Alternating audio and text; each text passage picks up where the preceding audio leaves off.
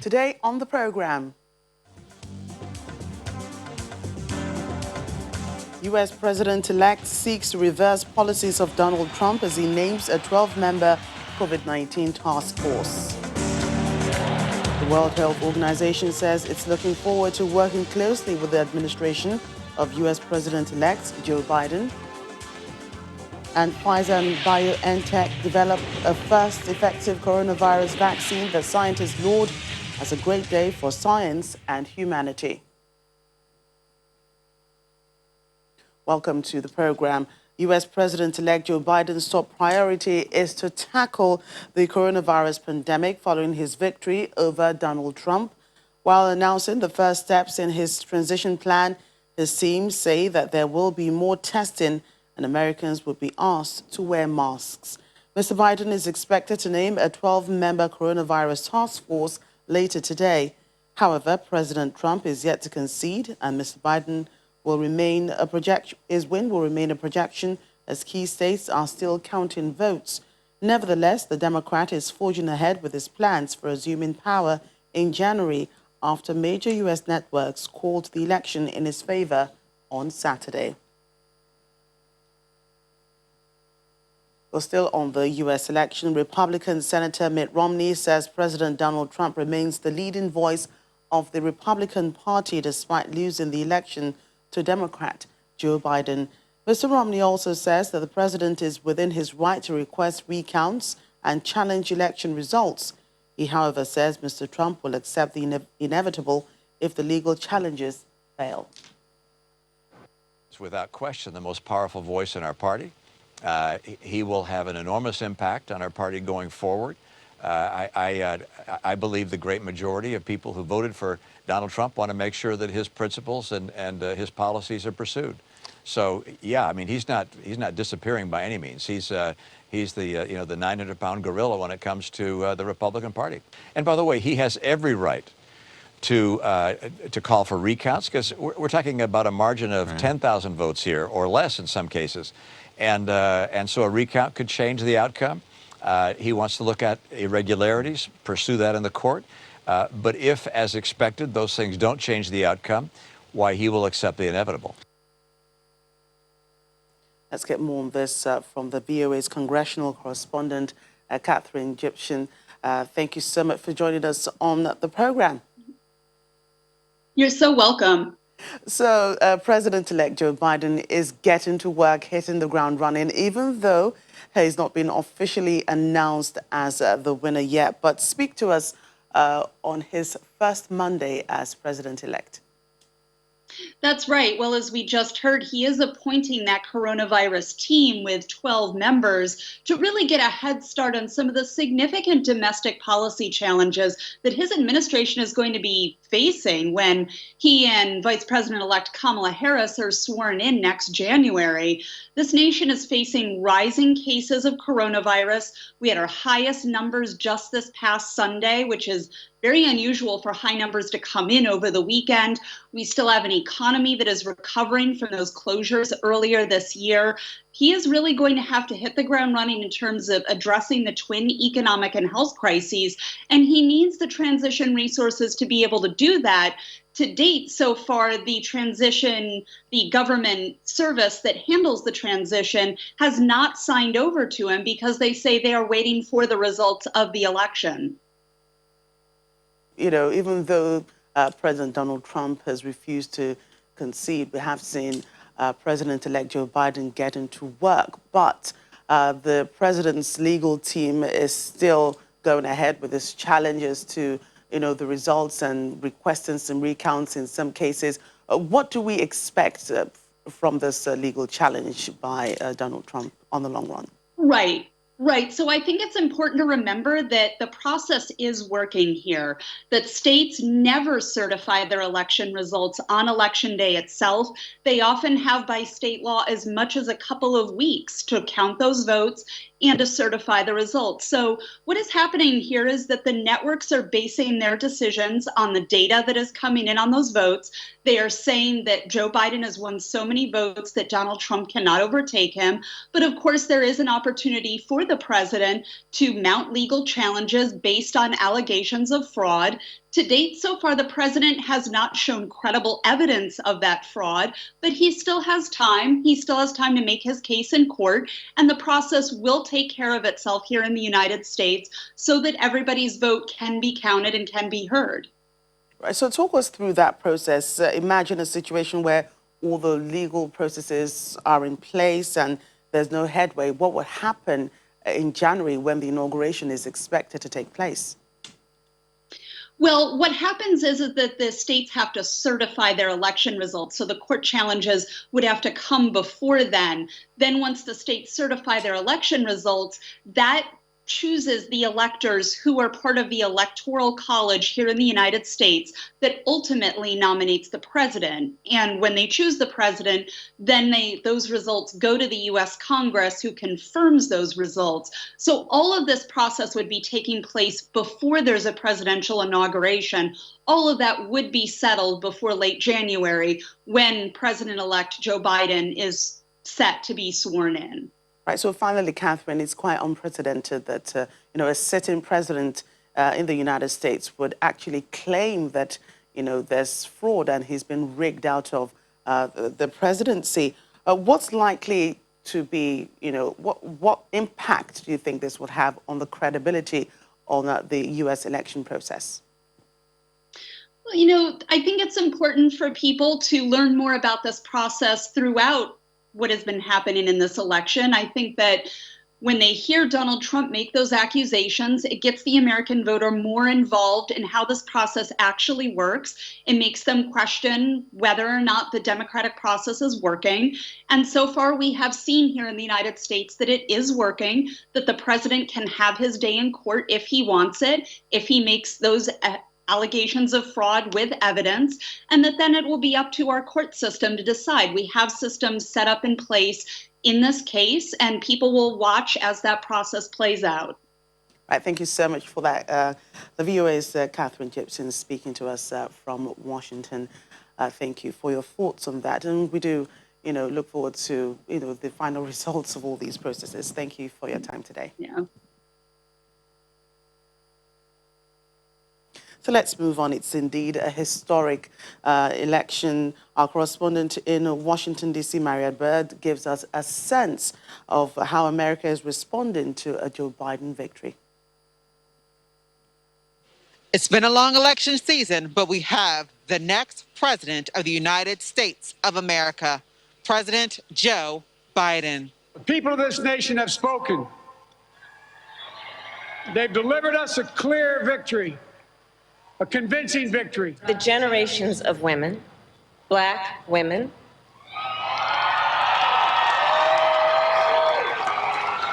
Asian, white, Latina, Native American women, who throughout our nation's history have paved the way for this moment tonight. Many Americans were excited to receive the announcement of the projection for the next president of the United States. The people spoke. We showed up. We showed out. Woo-hoo! I'm so proud of our people. Excited. America spoke. We won. Yes. We won. Every vote counted. We believed in our hearts that Biden was best for the United States. Yes.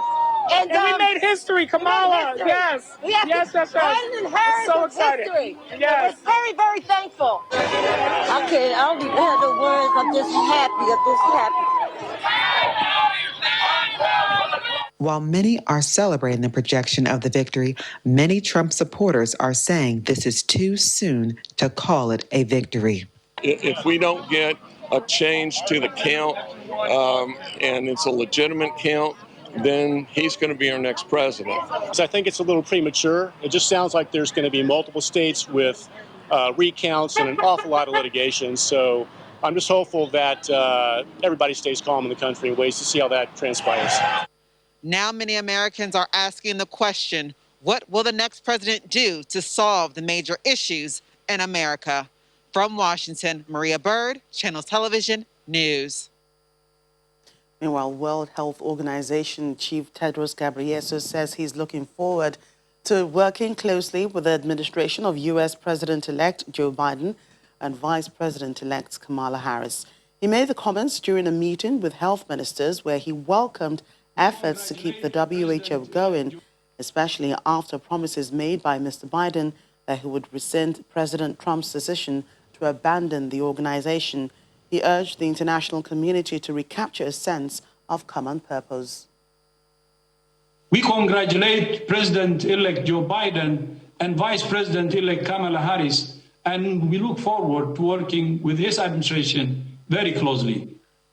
We need to reimagine leadership built on mutual trust and mutual accountability to end the pandemic and address the fundamental inequalities that lie at the root of so many of the world's problems.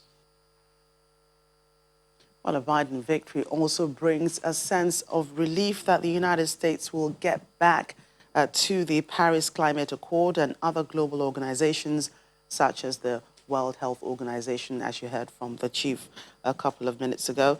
The United States formally withdrew from the Paris Climate Agreement last week, but the president-elect has promised to rejoin the Paris Pact and also commit to net zero emissions by 2050. Australia Prime Minister Scott Morrison, who is facing renewed pressure to boost efforts to cut Australia's carbon emissions, says the return of the United States is quite welcome. Well, Australia will always set its policies based on Australia's interests, Australia's national interests, and the contributions that we're making in these areas. As I said yesterday, we would be welcoming the United States back into the Paris Agreement, somewhere we've always been. We committed both to Paris, we committed prior to that to Kyoto. We met and beat our Kyoto targets, and we will believe we'll do the same when it comes to our Paris commitments as well. So we welcome them coming back in, but not only there, but I understand that will also extend to organisations like the WHO as well.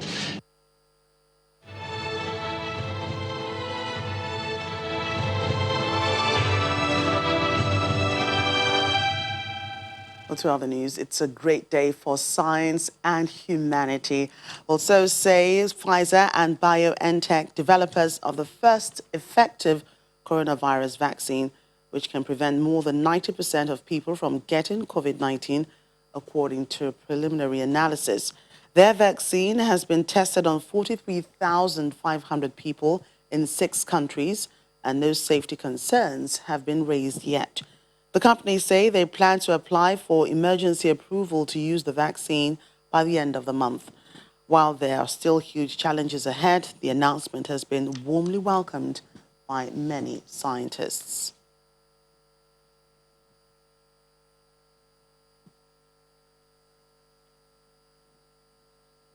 Well, in the meantime, there are concerns by residents of the United Kingdom that the fresh round of COVID-19 lockdown measures in effect since Thursday may prevent them from seeing their families in December.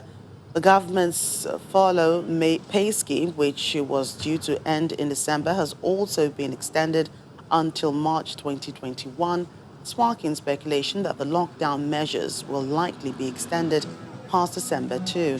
Some exceptions to the new measures are that primary and secondary schools will remain open, professional sporting events will continue, and individuals are allowed to exercise outside more than once a day.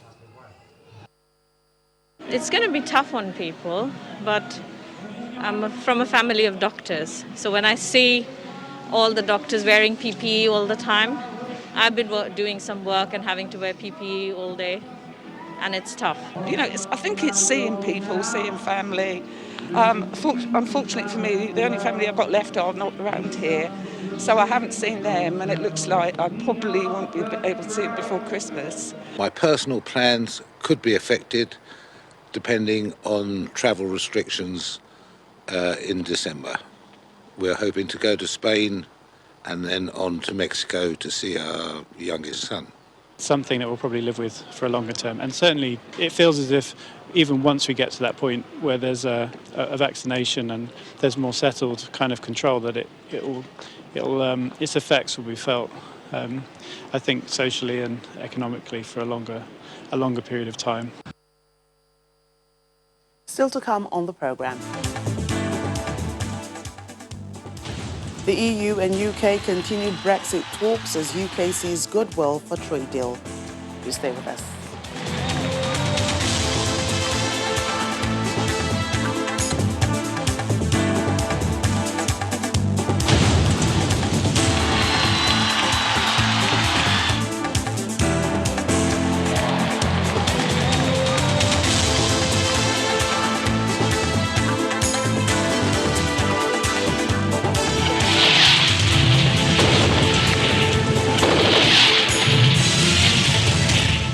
Welcome back to the program. The total number of coronavirus cases globally has surged past 50 million, following record numbers of new cases in several countries.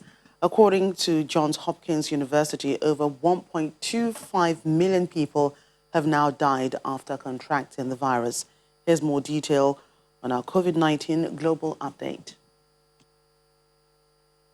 A preliminary analysis shows the first effective coronavirus vaccine can prevent more than 90% of people from getting COVID-19. The developers, Pfizer and BioNTech, have described it as a great day for science and humanity.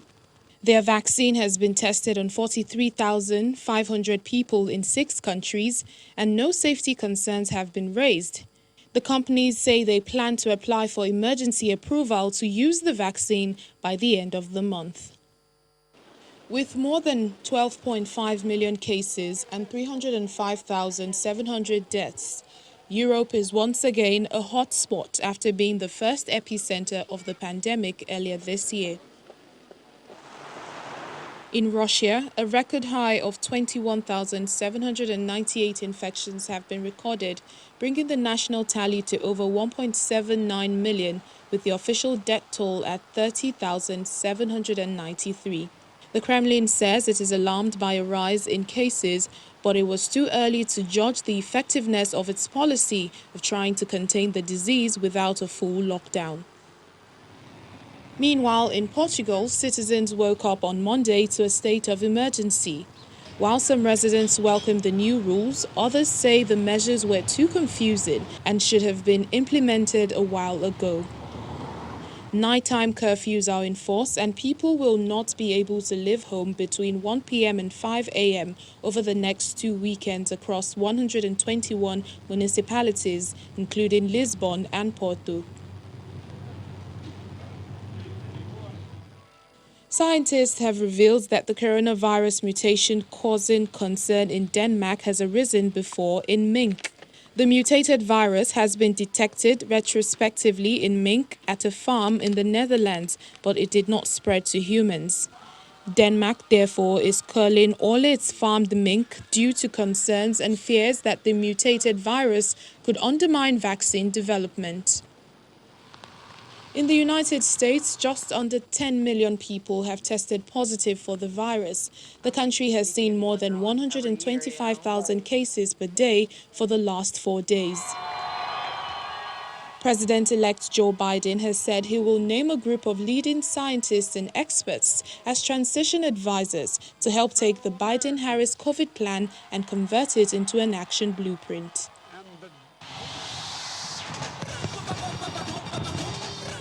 And finally, Australia is already gearing up for the new year 2021. The most populous state says the New Year fireworks show over Sydney Harbour will go ahead, but the number of people at popular viewing spots will be limited to avoid the spread of COVID-19. Prime harbour-side spots, normally coveted by thousands of revelers, will be set aside for the health workers who have been treating COVID-19 patients and firefighters to watch the firework display.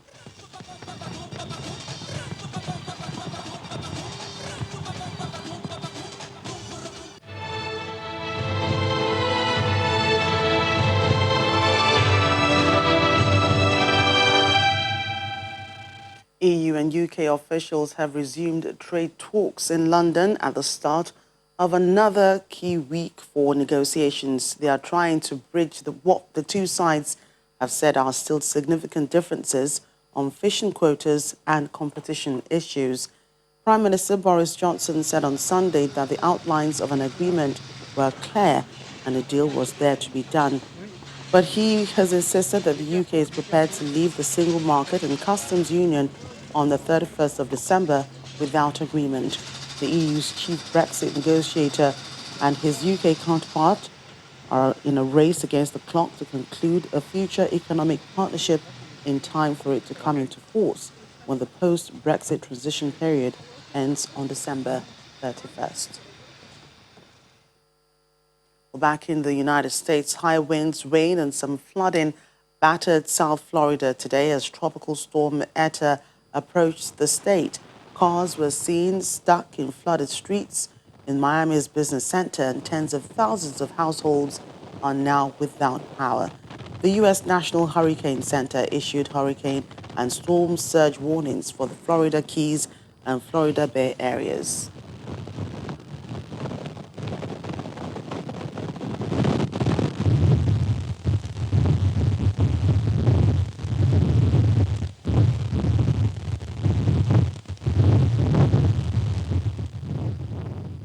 And dozens of people were reported to have been injured today after police in Georgia fired water cannon against protesters who gathered outside the Central Election Commission to support an opposition call for a rerun of the October 31 parliamentary elections, which they allege were rigged. Some witnesses and TV channels reported that police also used tear gas, although the police deny this. The demonstrators had marched to the CEC building from the capital's main Valley Avenue, where thousands of people held a peaceful rally. The opposition is demanding the resignation of the CEC chief, Tamar Shavenia, and the calling of fresh elections. According to top official results, the ruling Georgian Dream Party won 48.23% of the vote, with the largest opposition party, the United National Movement, taking 27.18%. After the result gave the ruling party the right to form a government, 8 opposition parties, including the UNM, said they would boycott parliament.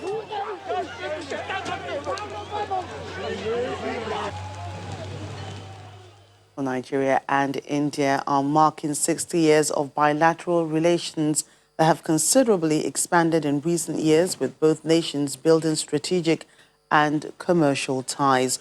In commemoration of the relationship, the High Commission of India organized a dinner reception bringing together dignitaries, heads of missions, consular generals, members of the diplomatic corps, friends and citizens from Indian community to celebrate. In his address, High Commissioner for India, Abe Thakur, highlighted the similarities of Nigeria and India that boosts their bilateral ties. Our relationship with Nigeria is unique. We have a lot in common.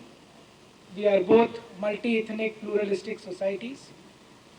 India is not only the largest Hindu country in the world, it is also the second largest Muslim country in the world.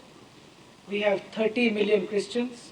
We are the birthplace of Buddhism, Sikhism and Jainism.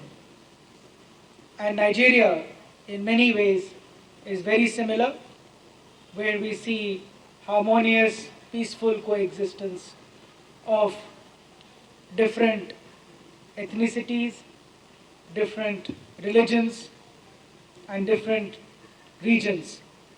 And yet they have come together into making one big country, which is today the largest democracy of Africa and the largest economy of Africa. That's all today. Thank you so much for watching. Stay tuned for sports news on top of the hour.